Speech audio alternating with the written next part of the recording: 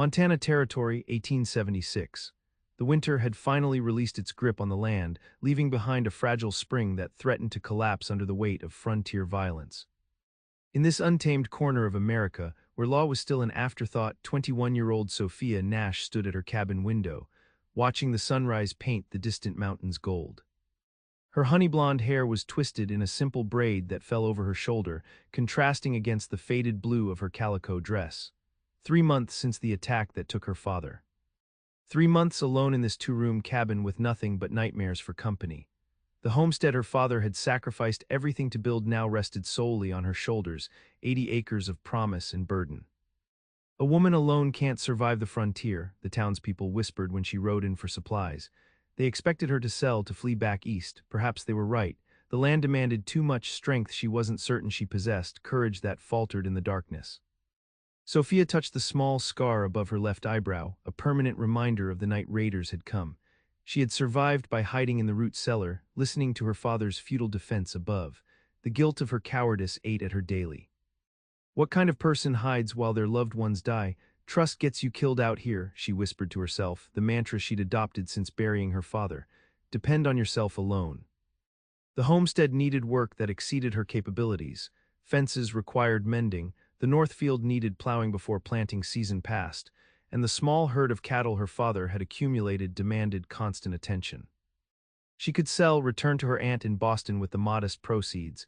It would be the sensible choice. But leaving meant admitting defeat, abandoning her father's dream, and worse, running from the memory of him. A distant plume of dust on the horizon interrupted her thoughts. Riders approaching, Sophia's heart hammered against her ribs as she reached for the Winchester rifle that never left her side. 3 men on horseback, moving with purpose toward her homestead. She stepped onto the porch, rifle raised, and waited. Hunter Quinn wiped trail dust from his face as he approached the modest homestead. At 24, he'd already spent more years in the saddle than most men twice his age. The cattle drive from Texas had been brutal, weather, rustlers, and terrain conspiring against them at every turn. When the drive finished in Helena, he'd planned to continue north, perhaps try his luck in Canada. Instead, he found himself taking an unexpected detour, accompanying the aging ranch owner to deliver news no one wanted to bear. "Steady now," said old man Callahan beside him. Joseph Nash's daughter might not take kindly to strangers. The weathered rancher had hired Hunter 6 months back in Texas, impressed by the young man's way with horses and quiet competence. Now Callahan had insisted Hunter accompany him on this somber errand to inform Joseph's daughter of her father's final act of bravery, how he'd helped them fend off rustlers at the cost of his own life. How he'd made Callahan promise to check on his daughter when they reached Montana. Hunter adjusted his tan Stetson, squinting at the small figure on the porch, a woman with a rifle trained directly at them. "That'll be Miss Nash," Callahan said unnecessarily. As they drew closer, Hunter was struck by the determined set of her jaw, the unwavering way she held the Winchester. She was beautiful in a wild, untamed way that fit the landscape, honey-blonde hair catching the morning light, blue eyes sharp with suspicion. He judged her to be about 20, though the wariness in her eyes belonged to someone far older. "That's far enough," she called when they were 30 yards out. "State your business." Callahan removed his hat. "Miss Nash, I'm Theodore Callahan." "I knew your father." Hunter saw the slight falter in her stance, quickly corrected. "My father's been dead 3 months." Confusion flashed across Callahan's weathered face. "Dead. But Joseph rode with us until 3 weeks ago." The rifle wavered. "What are you saying?" "I'm saying your father joined our cattle drive in Wyoming, helped us fend off rustlers." Callahan's voice softened. "He died protecting our herd, miss. Took a bullet meant for one of my men." The color drained from Sophia's face. "That's impossible. I buried my father behind this cabin 12 weeks ago." Hunter exchanged glances with Callahan. Something wasn't right. The silence stretched between them, broken only by the light spring breeze rustling through the new grass. "May we approach, Miss Nash?" Hunter asked, his voice gentle but carrying across the distance. "Seems we have matters to discuss." Her eyes locked with his blue, meeting Hazel, measuring, calculating. Finally, she lowered the rifle slightly. "You can come to the porch." "But I'll keep this rifle ready." "You're telling me the man I buried wasn't my father?" Sophia's hands trembled around the coffee cup as the 3 of them sat at her rough-hewn kitchen table. Her mind reeled with the implications. Joseph Nash was very much alive when we left Texas, Callahan confirmed. Showed us a photograph of you, spoke of this homestead, said he needed to return to Montana because his daughter was waiting. But I identified the body myself, she whispered. After the raid, I found him. She couldn't finish the sentence, the memory too vivid. The night raiders had struck without warning, torching the barn, stealing livestock. She had hidden as her father had instructed during such emergencies. When she emerged at dawn, she found a man's body, face damaged beyond recognition, wearing her father's distinctive red-checked shirt. Hunter leaned forward, his expression thoughtful. His features were youthful but weathered by sun and wind, his hazel eyes conveying an intelligence that belied his years. Miss Nash, your father joined our drive claiming he'd been searching for cattle thieves. Said they'd hit his homestead, but he'd been away at the time. Hunter's voice was low, measured. He was tracking them south when he encountered our herd. If what you're saying is true, Sophia set down her cup with deliberate care, then who did I bury? And why would someone want you to believe your father was dead? Hunter added. The implication hung in the air. Sophia stood abruptly, moving to the window. Outside, spring sunlight illuminated the small homestead, the mended fences, the struggling vegetable garden, the cattle grazing in the distance. There's something else, Callahan said, reaching into his vest pocket. Your father asked me to deliver this, said if anything happened to him, you'd need it. He placed a folded paper on the table. Sophia approached cautiously, unfolding what appeared to be a hand-drawn map with notations along the borders. I don't understand, she said, studying the familiar landmarks. This is our property, but... Your father believed someone wanted this land badly enough to kill for it, Hunter explained. He thought there might be something valuable here. Sophia's mind raced. For 3 months she'd been visited regularly by men offering to buy her land, offers that grew increasingly less polite. She'd attributed it to opportunists preying on a woman alone. Now she wondered if there was more. There have been men coming around, she admitted. Particularly a man named Elias Rutherford says he represents mining interests. Hunter and Callahan exchanged knowing looks. Rutherford has a reputation, Hunter said carefully. Not a good one. The reality of her situation suddenly clarified. She was alone on a valuable property, surrounded by potential enemies with no allies. Her father, the real Joseph Nash, was dead, killed 3 weeks ago hundreds of miles away. I should have been with him, she whispered. No, Hunter said firmly, you'd be dead too. His directness startled her. Most men would have offered empty comforts. Miss Nash, Callahan cleared his throat, I owe your father a debt. He saved my men, my livelihood. I'd like to help, but I must continue to Helena to sell my cattle. However, he glanced at Hunter. I can stay, Hunter said, meeting Sophia's startled gaze. Help you figure out what's happening, get your place ready for planting. I don't need charity, she said automatically. It's not charity. It's a job, Hunter's expression remained neutral. I'm between employment, you need help. I'll work for room, board, and a small wage when you sell your first crop. And why would you do that, Mr. Quinn? His eyes held hers steadily. Because your father was a good man who died helping strangers, seems only right to return the favor. Sophia wanted to refuse, strangers couldn't be trusted, men had ulterior motives, the frontier had taught her these lessons harshly. But practicality won over pride, she couldn't manage alone and these men had brought news of her father's true fate. Perhaps the answers she needed lay in whatever secret her land contained. 2 weeks, she said finally. I'll give you 2 weeks, Mr. Quinn, then we'll reassess. Later, as Callahan prepared to depart with his ranch hand, leaving Hunter behind, he took Sophia aside. That boy's solid, the old rancher said quietly. Fought off 3 rustlers single-handed to protect my herd. Never met a horse he couldn't gentle or a problem he couldn't solve. More importantly, your father trusted him.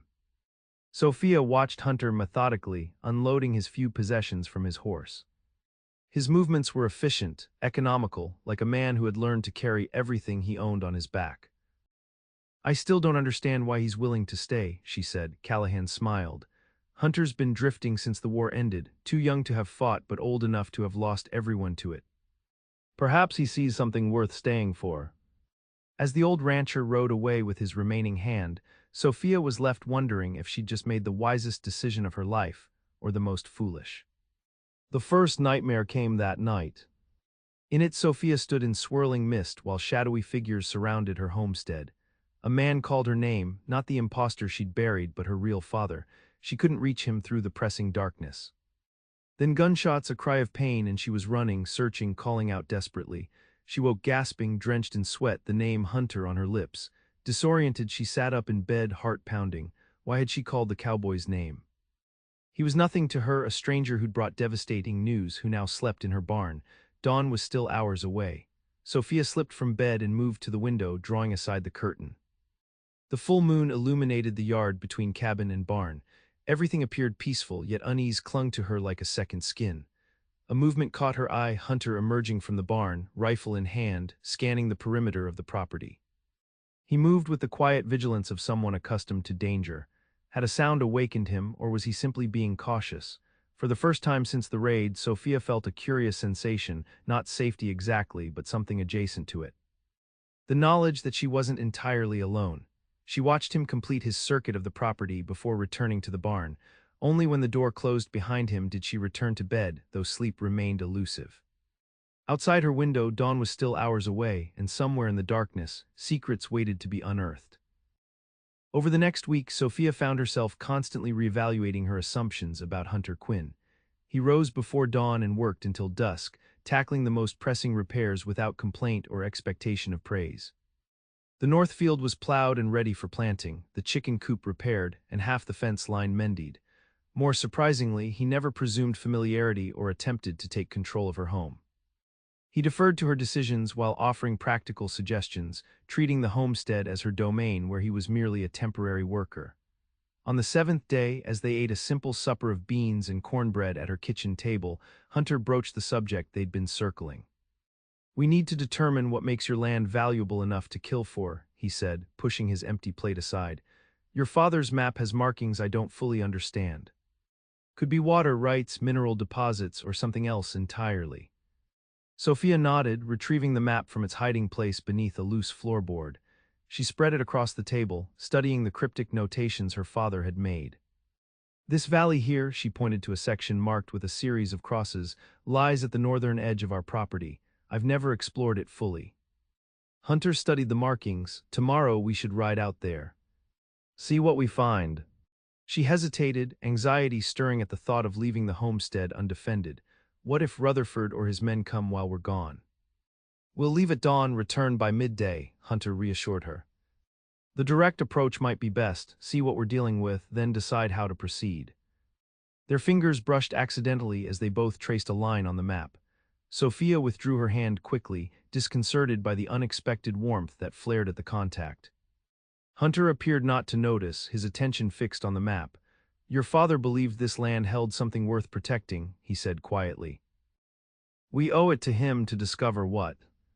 "We," she repeated softly. When had this become a shared endeavor? When had she begun to trust this quiet cowboy with the sad eyes and gentle hands? Hunter looked up, catching her gaze. For a moment neither spoke, the silence between them charged with something Sophia couldn't or wouldn't name. "I should check the horses," he said finally, rising from the table. "Dawn comes early." After he left, Sophia remained at the table, staring at the map. Her father had died protecting a secret he hadn't shared with her. Tomorrow they might discover what it was, but would that knowledge bring safety or greater danger? The northern valley revealed itself gradually as they crested a ridge shortly after dawn. Spring wildflowers dotted the landscape, and a small stream wound through the center, glinting in the morning light.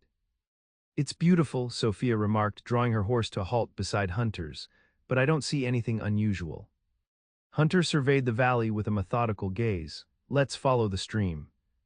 Water often reveals what land conceals." They rode in companionable silence, the only sounds the gentle babble of water and the occasional bird call. Sophia found herself watching Hunter more than the landscape, the confident way he sat his horse, the alertness in his posture that never fully relaxed. "You've been running a long time," she observed. His glance was sharp then thoughtful. "What makes you say that?" "You have the look, like you're always expecting trouble to find you." A ghost of a smile touched his lips. "Takes one to know one, I suppose." She couldn't argue with that assessment. They continued downstream until the valley narrowed, the terrain becoming rockier. Hunter dismounted, motioning for Sophia to do the same. They secured the horses to a nearby tree before continuing on foot. There, Hunter pointed to where the stream disappeared into a rock formation, waters flowing out from underground. As they drew closer, Sophia noticed something unusual in the rock face, a darker section that didn't match the surrounding stone. Hunter examined it closely, then ran his hand along a narrow crevice. "This isn't natural," he murmured. "Someone's been digging here, then concealed their work." With careful movements, he began removing loose rocks that had been strategically placed. After several minutes of work, a small tunnel opening became visible, just large enough for a person to crawl through. "Your father found a mine," Hunter said, the awe evident in his voice, "and he kept it secret." Sophia stared at the opening. What would he have found worth mining? Gold, silver, copper, any would be valuable enough to kill for. Hunter struck a match and lit a small lantern he'd brought in his saddlebag. "Stay here, I'll take a quick look." "No," Sophia said firmly. "If my father died for this, I need to see it myself." After a moment's hesitation, Hunter nodded. "Stay close behind me." The tunnel was cramped and damp, requiring them to proceed in a crouching position. After about 20 feet, it widened into a small chamber where they could stand upright. Hunter raised the lantern, illuminating the walls around them. Sophia gasped. Veins of sparkling metal threaded through the rock face, not the yellow of gold, but a distinctive coppery red streak. "What is that?" "Copper," Hunter confirmed, examining the wall closely. "Rich deposits from the look of it. With the telegraph lines expanding and electricity coming, copper's becoming as valuable as gold." Rutherford represents the Anaconda Mining Company, Sophia realized. "They've been buying up every copper claim in Montana Territory." Hunter nodded grimly, and they're not known for taking no for an answer. Further exploration revealed the tunnel extended deeper into the hillside, with the copper vein growing more pronounced. Someone, presumably her father, had done preliminary mining, with basic tools still stacked in one corner. "This is what they're after," Sophia said as they emerged from the mine into the bright morning light. But how did they know it was here? And why the elaborate deception with the body? Hunter brushed dirt from his clothing, his expression thoughtful. "Someone wanted you to believe your father was dead while he was actually tracking the thieves. Then they needed to ensure the real Joseph Nash couldn't return to claim his property." The implications settled over them like a shadow. This wasn't opportunistic frontier violence, it was calculated, methodical. Designed to separate Sophia from her land through whatever means necessary. "We should return to the homestead," Hunter said, checking the position of the sun, "and decide how to proceed." As they mounted their horses, Sophia felt Hunter's gaze on her. "What will you do with this information?" he asked. It was a fair question. With a copper mine on her property, she could sell for a substantial sum, enough to return east and live comfortably for the rest of her life. The practical choice would be to negotiate with Rutherford from a position of strength, then leave this dangerous frontier behind. Yet the thought brought no satisfaction. This land had been her father's dream and now, increasingly, her own. "I intend to file a proper mining claim," she said with more confidence than she felt. "This is my land, my future." Hunter studied her for a long moment, something like admiration in his gaze. "It won't be easy." "Or safe." "Nothing worth having ever is," Sophia replied. "Besides, I have help, at least for another week." The reminder of his temporary status hung between them as they rode back toward the homestead, each lost in their own thoughts about futures, suddenly more uncertain than ever. They were still a mile from the cabin when Hunter raised his hand, signaling Sophia to stop. He pointed silently to a thin column of smoke rising above the trees. "Too much smoke for the stove," Sophia whispered, fear clutching at her heart. Hunter nodded grimly. "Circle around through the trees. We'll approach from the west." They dismounted and led their horses quietly through the wooded area that bordered the property. When they reached the edge of the trees, the devastation became clear. The barn was ablaze, flames licking hungrily at the wooden structure. Worse, 3 mounted men were visible near the cabin. As Sophia watched in horror, one kicked in her front door while the others laughed. "Rutherford's men," she whispered. "They're destroying everything." Hunter's expression hardened. "Stay here with the horses." He began checking his Winchester. "What are you doing?" Sophia hissed. "Creating a diversion. When they chase me, you circle around to the creek bed. There's a deputy marshal stationed in Blue Creek. Ride there and bring help. You can't face 3 armed men alone." His eyes met hers, calm and resolved. "I don't intend to face them, just draw them away from you and the property." Hunter, fear made her voice catch. Not fear for herself but for him, Sophia. He spoke her given name for the first time, the sound of it sending an unexpected warmth through her despite the circumstances. Trust me. Before she could object further, he was gone, moving silently through the trees until he reached the far side of the property. She watched as he positioned himself behind the woodpile, then fired a shot into the air. The effect was immediate. The three men spun toward the sound, guns drawn. Hunter fired again, this time sending splinters flying from the fence post near the men. Over there, one shouted, and all three mounted quickly, spurring their horses toward Hunter's position. Hunter fired once more before retreating into the trees. The men pursued exactly as he'd planned. Sophia didn't hesitate. Leading both horses, she circled to the creek bed, mounted, and rode hard for Blue Creek, her heart pounding with fear, not for herself, but for the quiet cowboy who'd risked his life for her land, her future. For her.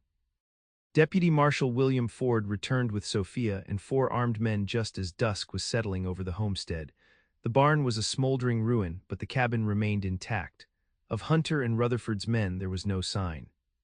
Spread out, Ford ordered his men, check the perimeter. Sophia dismounted, her legs nearly buckling beneath her as fear and exhaustion took their toll. Hunter. We'll find him, Miss Nash, Ford assured her, though his expression remained grave. As the men searched the property, Sophia entered her cabin, shocked to find it relatively undisturbed. The men had clearly been searching for something. Drawers stood open, her father's desk ransacked, but had been interrupted before completing their task. The map, had they found the map? Relief flooded her when she discovered the loose floorboard untouched, the precious document still hidden beneath. A shout from outside drew her attention. She rushed to the doorway to see 2 of Ford's deputies supporting a figure between them. Hunter. His face was bloodied, his shirt torn, but he was unmistakably, wonderfully alive. Sophia ran to him without thinking, only stopping short when she realized what she was doing. 3 against 1, he said, attempting a smile despite his split lip. Wasn't exactly sporting of them. You're hurt, she managed, her voice barely steady. Nothing serious. Led them on a chase through the hills, then doubled back, caught one of them alone, and he winced as the deputies lowered him onto the porch steps. Convinced him to share some information. Deputy Ford stepped forward. What kind of information? Hunter's eyes remained on Sophia. Rutherford plans to file a fraudulent deed to this property tomorrow in Helena. Claims to have purchase papers signed by Joseph Nash. But that's impossible, Sophia protested. My father would never sell. Not your father, Hunter explained grimly. The impostor you buried. They planned it all, had a man pose as Joseph Nash, establish his presence here. Once they staged his death, they'd pressure you to sell or simply forge documents claiming he'd already sold before dying. Ford shook his head disgustedly. Rutherford's been suspected of similar schemes elsewhere, but proving it is another matter. The man I'm convinced to talk is tied to a tree about a mile east, Hunter said. He's ready to testify against Rutherford in exchange for leniency. As the deputies departed to retrieve the prisoner, Ford advised Sophia and Hunter to ride to Helena the following day to file a mining claim and counter any fraudulent documents Rutherford attempted to register. Left alone as darkness fell completely, Sophia helped Hunter into the cabin and tended his injuries by lamplight, a cut above his eye, bruised ribs, and various smaller abrasions. Neither spoke much, the events of the day weighing heavily between them. Finally, as she applied a cold compress to his bruised jaw, Hunter caught her wrist gently. I heard you, he said quietly, when I was regaining consciousness. You called my name. Sophia froze, suddenly aware of their proximity, of his hand warm around her wrist, of the inexplicable pull she felt toward this man she barely knew yet trusted implicitly. I was concerned, she said carefully. His eyes, those hazel eyes that seemed to see too much, studied her face. Is that all it was? She withdrew her hand, turning away to gather the medical supplies. You should rest. We have a long ride to Helena tomorrow. Hunter didn't press, but she felt his gaze following her as she moved about the cabin, preparing a makeshift bed for him near the fire. The barn was gone, which meant he would need to sleep indoors. You saved my home today, she said finally, her back to him as she straightened blankets unnecessarily. It's worth saving, he replied simply, like the woman who owns it. The words hung in the air between them, laden with meaning neither was ready to acknowledge. Sophia retreated to her bedroom without response, closing the door firmly behind her. That night the nightmare returned, the swirling mist, the shadowy figures, the desperate search. But this time when she called Hunter's name, he appeared through the darkness, reaching for her hand. She woke with tears on her cheeks, his name a whisper on her lips, and the first fragile tendrils of hope unfurling in her heart. Helena bustled with the energy of a town in transition, part frontier outpost, part aspiring metropolis. Boardwalks lined the muddy streets, and brick buildings stood proudly among older wooden structures, testifying to the permanence the community sought. Sophia felt conspicuously out of place as she and Hunter made their way to the territorial land office. Her best dress, a modest blue cotton with white trim, had seen better days, and she was acutely aware of the curious glances directed their way. Hunter, despite his bruised face, walked with easy confidence beside her, occasionally placing a protective hand at the small of her back to guide her through particularly crowded sections of the boardwalk. "Remember," he said quietly as they approached the land office, "file the mining claim first, then address the fraudulent deed if necessary. Your father's original homestead paperwork should establish precedent." The land office clerk, a thin man with spectacles and ink-stained fingers, looked up impatiently as they entered. His expression changed to one of interest when Sophia explained their purpose. "A mining claim on homestead property, that's unusual." He shuffled through a stack of papers. "I'll need to see your proof of ownership and the mineral assay." Sophia produced her father's original homestead certificate. "We don't have a formal assay yet, but we can provide samples." The clerk examined the certificate carefully. "This appears in order," but he frowned, pulling another document from a different drawer. "There's a notification here. The Nash property is under dispute." Hunter stepped forward. "What kind of dispute?" "A deed of sale was registered yesterday by the Anaconda Mining Company. Claims Joseph Nash sold the entire property 3 months ago." Sophia's heart sank. "That's impossible. My father never sold our land." "Nevertheless, Miss Nash, I cannot register your mining claim while ownership is in question." The clerk's tone was not unkind, merely bureaucratic. "You'll need to resolve this with the territorial court."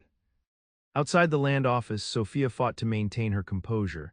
"They're one step ahead of us. Even with the deputy marshal's testimony, a court case could take months." Hunter guided her to a quieter side street. "We need legal help, and quickly." "Mr. Quinn, Miss Nash, what a pleasant surprise." They turned to find Elias Rutherford himself standing a few feet away, impeccably dressed in an expensive suit, his smile cold beneath his carefully trimmed mustache. 2 men flanked him, not the same ones who had attacked the homestead, but similarly threatening in bearing. "I heard about the unfortunate fire at your property," Rutherford continued smoothly. "Such a dangerous place, the frontier. Accidents happen so easily." "It wasn't an accident," Sophia said, straightening her shoulders. "Just like the forged deed your company filed wasn't a misunderstanding." Rutherford's smile didn't waver.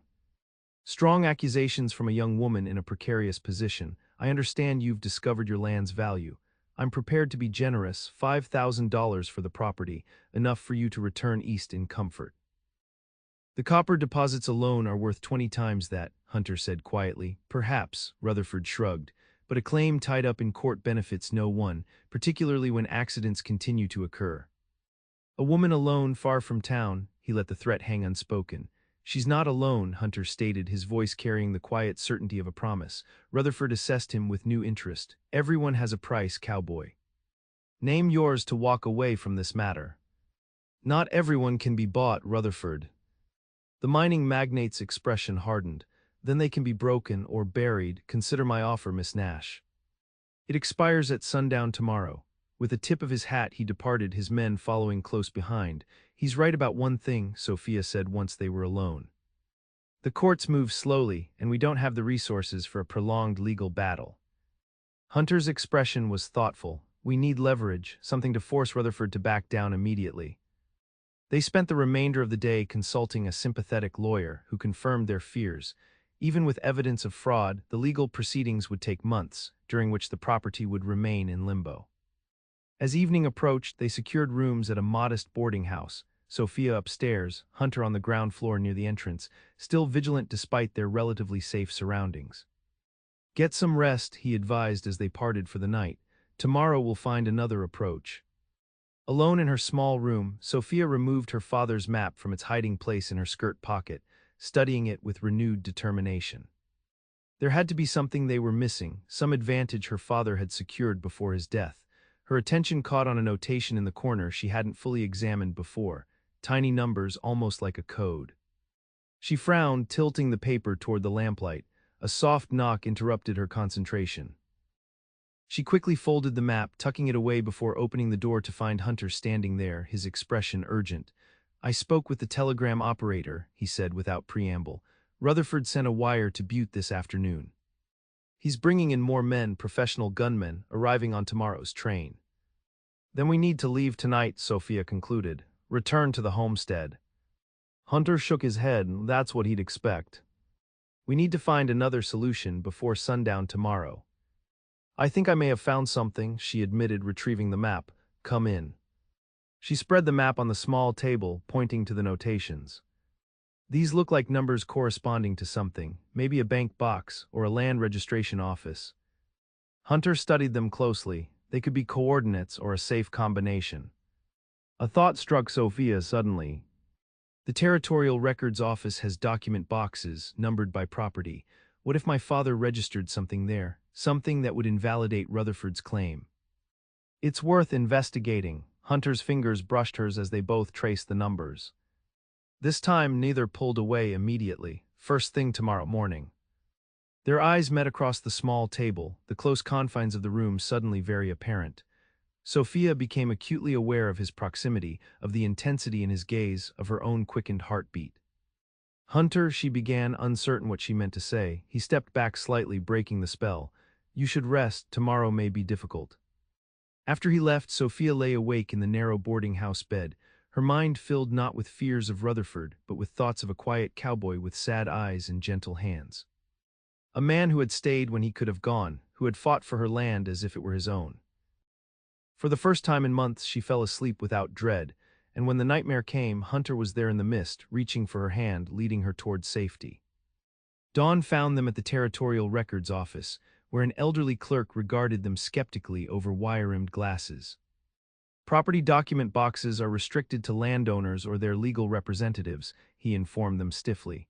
Sophia presented her father's homestead certificate. "I'm the rightful owner of the Nash property." The clerk examined the document, his frown deepening. "There's been a notation added to this property record, ownership disputed." He glanced up suspiciously. "I cannot allow access while litigation is pending." Hunter stepped forward. "Sir, we have reason to believe there are documents in that box that would resolve the dispute immediately." "Rules are rules, young man." A new voice interrupted. "Perhaps we can make an exception in this case, Mr. Finch." They turned to find a distinguished older gentleman in a black suit observing them from the doorway. "Judge Harmon," the clerk acknowledged with sudden deference. "Miss Nash," the judge continued, "I presided over your father's homestead claim 3 years ago. A good man, Joseph Nash." Sophia's surprise must have shown, for the judge smiled kindly. "Small territories have long memories, young lady." "I was sorry to hear of his passing." He turned to the clerk. "Mr. Finch, please retrieve document box 1876N42 for Miss Nash's inspection." The clerk complied reluctantly, disappearing into a back room before returning with a metal box. "Thank you, Your Honor," Sophia said, bewildered by the unexpected assistance. The judge regarded her seriously. "Justice moves slowly sometimes, Miss Nash, but it should move correctly. I've heard troubling things about the Anaconda Mining Company's methods." With a slight nod, he departed, leaving Sophia and Hunter alone with the coveted box.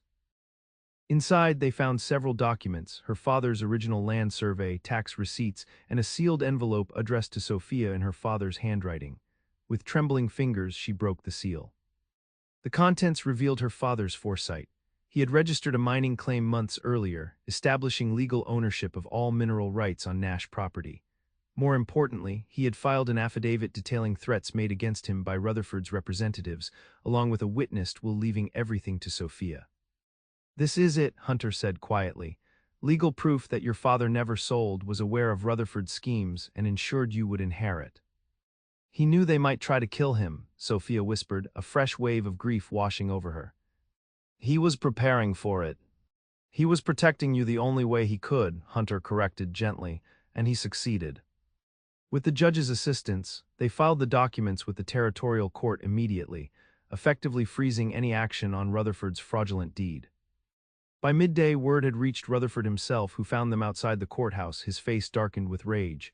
"This changes nothing," he hissed, abandoning all pretense of civility. "Documents can disappear, witnesses can forget. Judges can be persuaded." "Not this time," Hunter replied evenly. "The territorial governor has taken a personal interest in this case, something about mining companies overstepping legal boundaries." Rutherford's expression faltered briefly. "You're bluffing."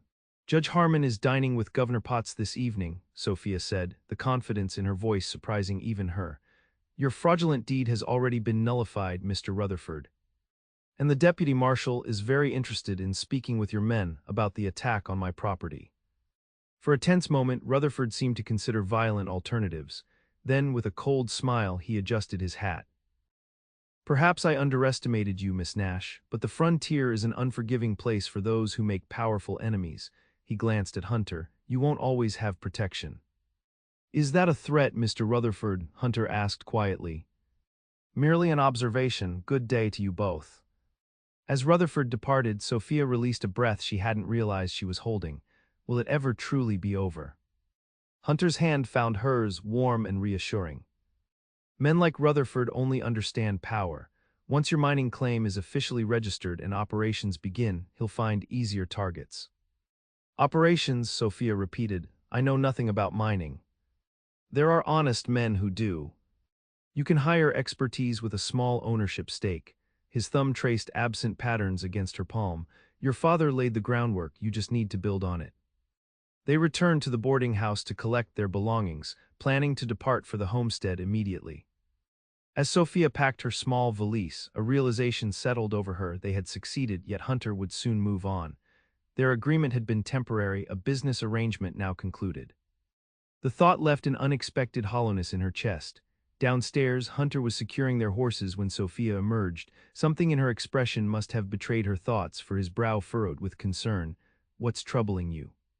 "Rutherford." She shook her head. "I was just thinking about what happens next." A careful pause. "About your plans." Understanding dawned in his eyes. He secured the last saddle strap before turning to face her fully. "I still owe you a week of work by my count," he said lightly. "Plenty of repairs needed after the fire." "And after that week?" His expression grew serious. "That depends." "On what?" "On whether there's a reason for me to stay." The words hung between them, weighted with possibility. Sophia found herself at a crossroads: continue alone as she had believed necessary, or acknowledge that perhaps there was strength in allowing someone else into her carefully guarded world. "The homestead needs much work," she said carefully. "More than can be accomplished in a week." A ghost of a smile touched his lips. "Is that all it is, work that needs doing?" "No," she admitted softly, "but it's all I can offer certainty about right now." Hunter nodded, something like understanding in his eyes. "Then we start there, the rest will follow in its own time." As they rode from Helena toward the homestead, Sophia felt a curious lightness despite all that had transpired.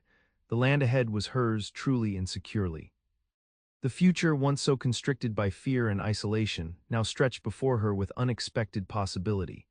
And beside her rode a man who had fought for her land as if it mattered to him too, as if perhaps she mattered to him too.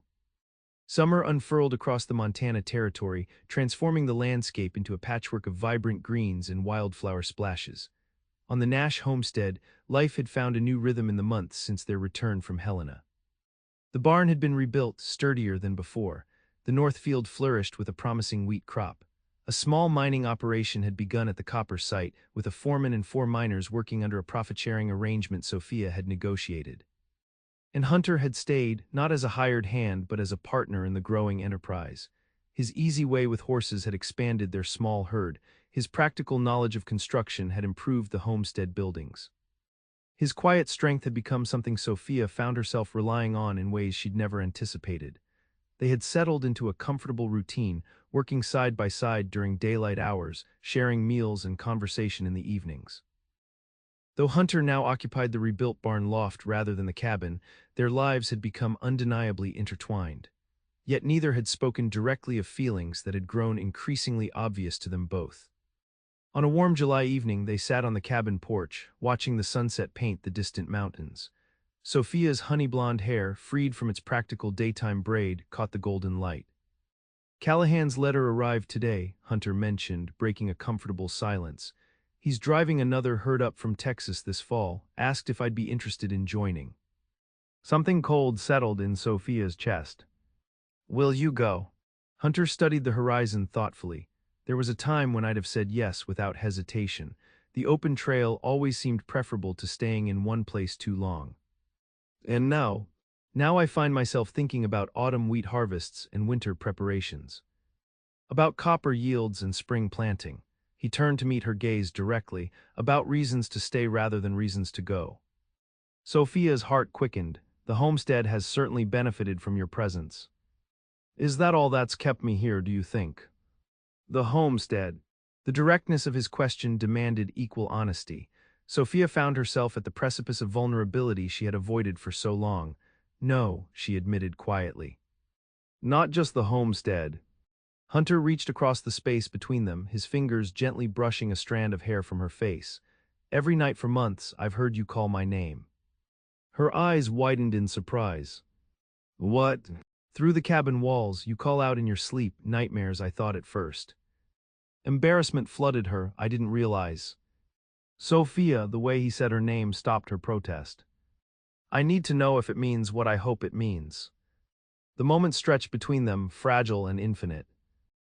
All her careful defenses, the belief that dependency meant vulnerability, that trust invited betrayal, that love was a luxury the frontier didn't permit, seemed suddenly like shadows without substance. I was taught that survival out here means relying only on yourself, she said carefully, that needing someone else was a weakness the frontier would exploit. And now I think perhaps true strength lies in finding someone worth trusting. Someone who fights beside you rather than for you, she met his gaze steadily, someone who stays. Hunter moved closer, his hand finding hers. I'm not going anywhere, Sophia. Not unless you ask me to. And if I ask you to stay forever. The words emerged before she could reconsider, hanging in the evening air between them. Hunter's expression softened into a smile that transformed his entire face. Then I would consider myself the luckiest man in the territory. When he kissed her, it felt like coming home to a place she hadn't known existed. Gentle at first, then deepening with months of unspoken longing finally given voice. His hands cradled her face as if she were something precious, something worth protecting not because she was fragile but because she was valuable. Later, as stars emerged in the vast Montana sky, they remained on the porch, her head resting against his shoulder, his arm secure around her. Will you still have nightmares now? He asked softly. Sophia smiled. Perhaps, but I suspect they'll end differently. How so? I'll still call your name, but now you'll be there to answer. October 1877. The small church in Blue Creek was decorated with autumn wildflowers and ribbons for the occasion. Though modest by Eastern standards, the gathering represented nearly the entire community, drawn together to witness the union of the copper heiress, as Sophia had become known, and the quiet cowboy who had helped her secure her legacy. Sophia stood before the modest altar in a cream-colored dress her mother had worn 25 years earlier, carefully preserved and altered for this day. Her honey-blonde hair was arranged in an elegant knot, adorned with tiny white flowers. At 22, she carried herself with the confidence of a woman who had faced the worst the frontier could offer and emerged stronger. Across from her stood Hunter, almost unrecognizable from the trail-worn cowboy who had arrived at her homestead a year ago. Clean-shaven in a new black suit, his hazel eyes never left her face as they exchanged vows, his voice steady and certain when he promised to cherish and protect her all the days of his life. Judge Harmon, who had helped them defeat Rutherford's schemes, had traveled from Helena to officiate. Deputy Marshal Ford stood as Hunter's witness. Even old Callahan had arrived from Texas to see the young man he'd come to view almost as a son pledge himself to the woman who had transformed him from drifter to settler. I now pronounce you husband and wife, the judge declared, his voice carrying through the small church, Mr. and Mrs. Hunter Quinn. The celebratory gathering afterward at the newly expanded Nash Quinn homestead lasted well into the evening. Lanterns illuminated the yard between the cabin and barn, where tables groaned with food contributed by neighbors and friends. A small band played while couples danced on a wooden platform Hunter had constructed for the occasion. As twilight deepened into night, Sophia found a quiet moment alone with her husband near the edge of the celebration. Happy? He asked, his arm secure around her waist. Completely, she confirmed, leaning into his embrace. Though I keep expecting to wake up and discover this has all been a dream. Hunter smiled, pressing a kiss to her temple. If it is, we're sharing the same one.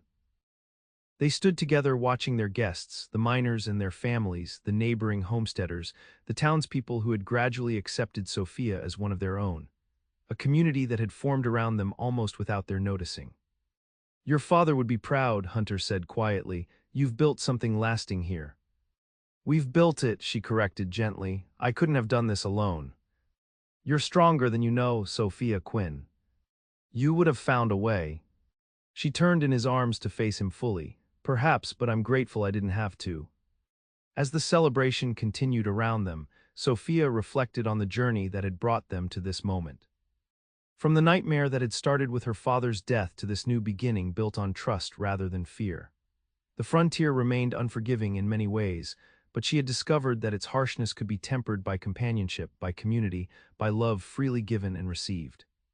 That night, for the first time since childhood, Sophia slept without nightmares. When she woke calling Hunter's name, it wasn't in fear but in joy, reaching for the man who now shared her bed, her home, her life. And when he answered, drawing her close in the pre-dawn light, she knew with absolute certainty that she had found what the frontier so often denied its inhabitants, not merely survival but belonging, not simply existence but home. In the quiet of their cabin, with autumn light just beginning to filter through the curtains, Hunter and Sophia Quinn faced the future together, a future as vast and promising as the Montana sky.